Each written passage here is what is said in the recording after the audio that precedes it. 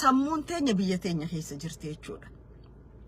Nuti biyya teenya guddatee if baree biyya ambaa dhufe dhiisaa ilmaan keenya ka'asit dhalleeyo ka'asit deenyeeyo akka sammuun isaanii kara biyyaa yaaltu goonaa jechuudha. Akkamitti gaafa ummanni keenya rakkate akka gargaaran, gaafa ummanni keenya dhume akka hiriira bahan, gaafa ummanni keenya sagalee barbaadan afaan barreessuu beekaniin social media fi Twitter adda irratti ka barreessan maaliif biyya tan itti dhufne malee ittiin dhalanne. Hundeen keenya achi jira. Ijoolleen teenya waan hundee isaanii gadhiisuu hin qabnee fi kanarratti ganamaa galgal itti dubbannaa jechuudha. Nutis waan handhuura teenya achi awwaalamteef waan umruma guddina keessa biyya tana dhufneef maatiin guutuun yookaan gosti guutuun buqqaatee asin dhufne takke keenyaatu akka firii bishingaala kana behe waan biyya san keessa deemu jiru ni beeyna jechuu barbaadeeti. Qaceello beeyna. Mootummaan naannawa Oromiyaa I think Oromiyaa haguma Finfinneetii fi haga Shaggar City san Oromiyaadhaaf fudhatee na fakkaata. Haguma Shaggar City Finfinnee Oromiyaan isaaf kanuma. Wallagga Bahaa gaafa dhiigu, Kaabni Shaggar gaafa dhiigu, Gujiin Booranni gaafa dhiigu, Baale gaafa dhiigu, Harargeen gaafa lafa isaarraa harki 41 fudhatamu namni dubbateen jiru jechuudha. Kummaali ummata tokko jiruun awwaaluudha jechuudha. Yookaan isin Oromoodhaa miti jechuudha. Yoo Oromooti zooniin bahaa kun Oromiyaan bahaa qabsoo Oromootiif waan qusatteen qabdu. Warra arra masaraa keessa ta'e warra arra pirezidaantii Oromiyaa jiru kanaas qabsoo kaleessa jalqabamteetu arra sadarkaa kanaan isaan gahee jechuudha. Baha kana keessatti dargaggeessi manatti nafne, shamarran manatti nafne, qabeenyi baankii irraa hanga lukkuutti manatti nafne, qabsoo bilisummaa Oromootiif gumaachi inni hin gumaachin hin jiru. Haga gandi guutuun itti dhumetti jechuudha. Haga onni guutuun itti dhumetti jechuudha. Fakkeenya gaarii yoo fudhanne maatii warra Soolee laaluu dandeenya. Hambisaa Soolee, Dahoo Soolee fa'a ilmaan haadhaa nama 7 qabsoon tun nyaatte jechuudha. Maaliif Oromiyaa guutuu fakkii taaneeti lubbuulleetti kannine jechuudha. Dhiigatti ganneenee lafeetti caccabsine.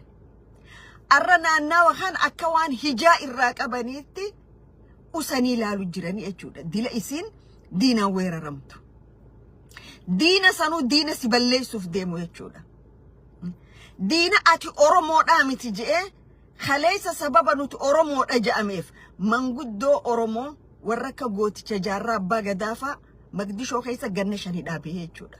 Akkamitti Oromoodhaaf hin jettan ka je'urraa. Ummata eenyummaa kee balleesse eenyummaa isaa sii kan nu deemu jechuudha. Kalafateenya weeraraa jiru. Maappii Oromiyaa bahaa laala maal fakkaatti? Maappii warra kaaniyoo maal fakkaatti? Namni maaliif lafatee weeraraa? Ati maaliif lafatee gadhiifta? Lafti ummata tokko eenyummaadha. Ummanni lafa hin qabne bakka hin qabu. Bakka qubatuus hin qabu. Bakka itti awwaalamullee hin qabu. Lafa hin qabdu taanaan ati ummata badee jechuudha. So kanaaf haalli amma dirree dhawaa keessa mul'ate haala akkanumatti all of a sudden guyyuma tokko kaa'amee walgahii godhamtee miti. Walgahii lafa jala deemaa turte. Eega Abiy Ahmed jecha san je'e booda gurbaan halkan farshoorra bulee ganama gabbee khillee fi aanan je'usan khillee fi aanan keenya silaayis odumachi feenuu fidnee isaan aananuu qabanii aananii doodha qabanii seenumarrattu jabuuti aanan an ganna 15 keessa jiraadha isaanii aanan qabu nagarre isaanii khillee qabu si nagarre qabeenya keenya odumachi deemuuti dhumeehu takkata dura odumachi deemu odume erginu arra garuu mucaan halkan guutuu farshoorra bulee gabbee gaafa Oromoon khillee fi aanan gurguruu dhufte jiru. Namni gariin kofle namni gariin ara hedduun kofle maaliif wal beeynaan qaanyiin qabdu jechuudha. Wal beeynaan qaanyiin qabdu. Lafti isaanii yoo guyyaa tokko tireenni furgoon dhaabbate. Furgoon yoo dhaabbate uummata haadha isaatirraa hin deebineedha. jiman za'ata kafiyo dilayte jabuuti keessa waan taatu isin cufti ni beeyta warri naannawaa san turtanii jechuudha. Arra hamilee khamiini onnee khamiini akkasi dhufee akkas jaa. First of all gurbaan kun citizen Canadaati, Canadian citizen. Gaafa dirree visit jaansan warra dheqe akkaan dhageetti. Dheqe biyya tana deeffachuu jiraan lafa jala deemaa jirti. Naannawa kana delegationi sadi afur dhufan warri san. Afa gubaa'ee dubbattuun paarlamaa dhufte gurbaan tokkos dhufe.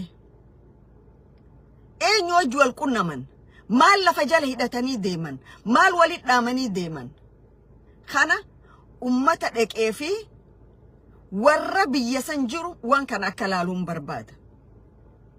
Shirri sirratti xaxamaa jiru Oromoo keessaa fi alaayi.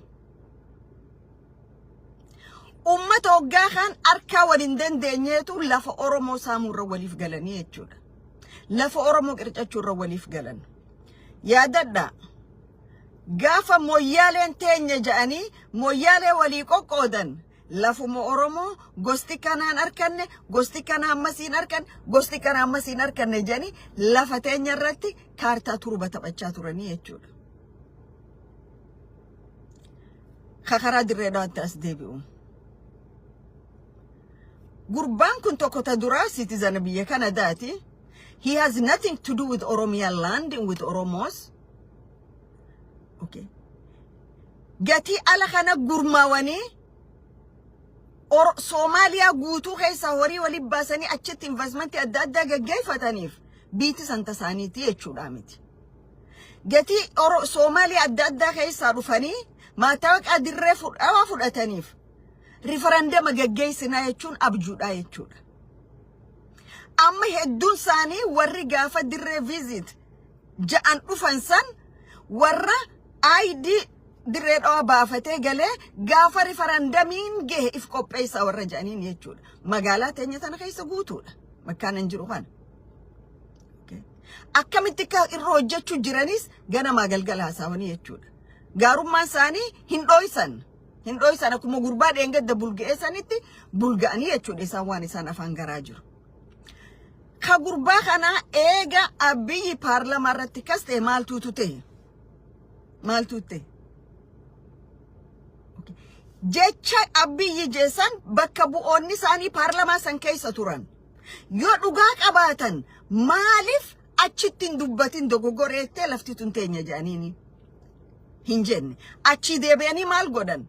Mustafaa fi Adam Farah jechuudha. Shira dirree dhawaa keessa deeme kana kaxaxee isaan lameenii jechuudha. Odoo mana sanitti uteela sanitti walga'iin taa'in duratti mana Adam Farahitti walga'ii gaggeessaa turan. Day before the meeting. Gurbaan kunis ture manguddoonni kunis turanii jechuudha. Gurbaa jecha san ji'i jeeqa afaan kaa'es isaani. Okay. Amma Adam Farah akka nama humaa quban qabne. Let me ask something.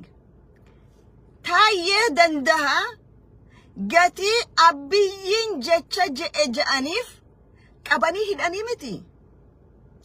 Mustafaa fi Adam Farah warri ilmaan Oromoo irratti genocide labsu jiru kun yookaan ummata Oromoo irratti shira siyaasaa hojjechuu jiru kun maaliif seeraan hin gaafatamne? Maali garaagarummaan? Moo Oromoo yoo ta'e hidhamuu qaba. Khabiraa yoo ta'e dhadhaa mataa dibuu fi qabdu. Maali garaagarummaan?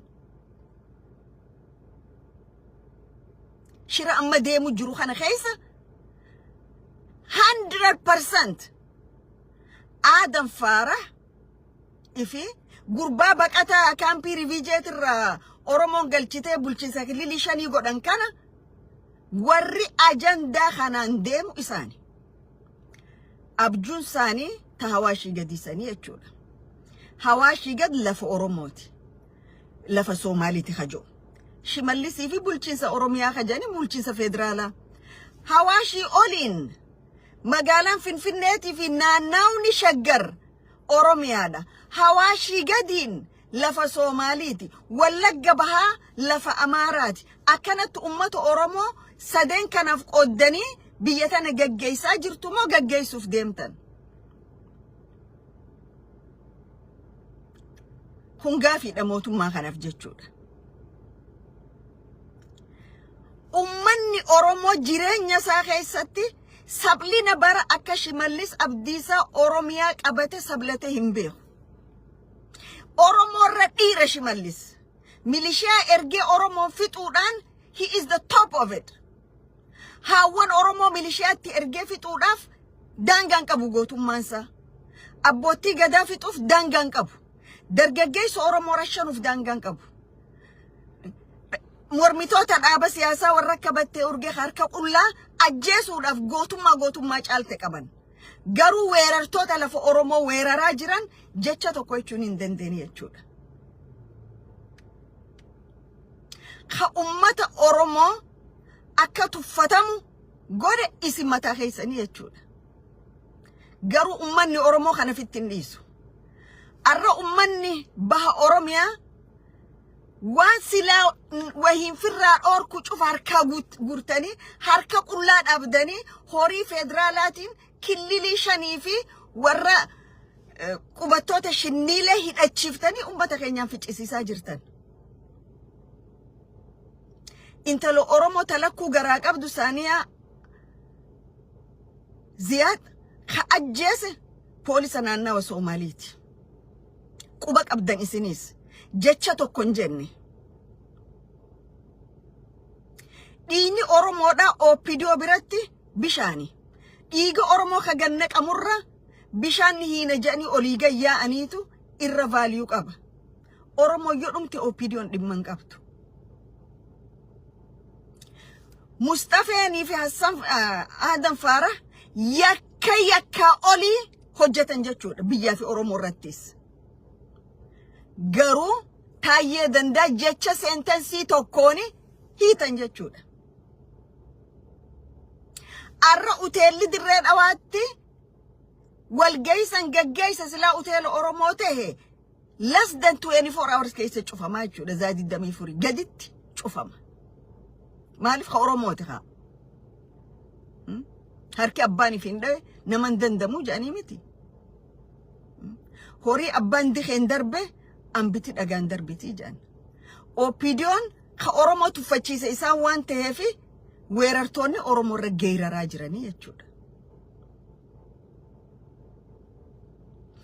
Warri Amaaraa maaliif akkasii hafarsuu barbaachise waa'ee dirree dhawaa keessaafuu warroottan homeless politician warri ka dur isaatirra turee kun maaliif akkasii hafarsuu barbaadan?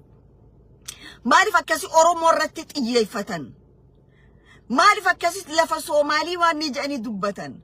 Dhuga Soomaaliif yaadaniiti. Dhuga Soomaalii jaalataniiti. Lakki sagantaa lafa kaayamteetu jira. Isaanii wajjin jechuudha. Soomaaliif warra Amaaraati wajjin. Sagantaa lafa kaayamte maali? Gaafa lolli kaabaa jalqabame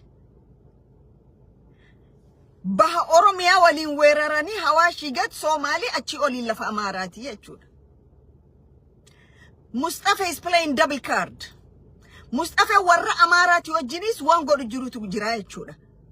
Karaa eenyuutiin? Karaa Faisal Robleetiin.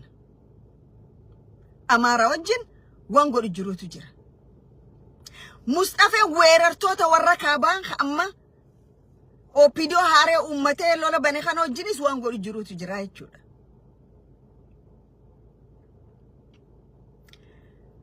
Warri kun akkuma nama ijoollee waa dura kaayee ijoollee waa dura keessa eegattanitti taphattii miti.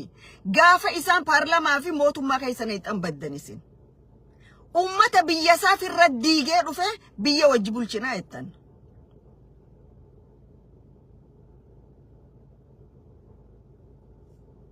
Okay.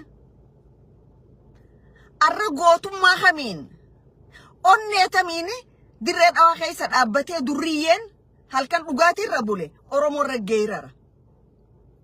Yoo Adam Faara green light duubaan kanniniif. Akkamiin baaftan achi yoo? Akkamiin baaftanii Jabuutii nayxan Adam Faara? Akkamiin nayte? Dirree dhawaa itti abjoochuun hin dadhabamu. Garuu dirree dhawaan harkatte lubbuu namaatiitu achi keessa bada malee. Arra isin قوي جبوتي سنتو في قوي كليلي شني سنتو أبدتشا جرتن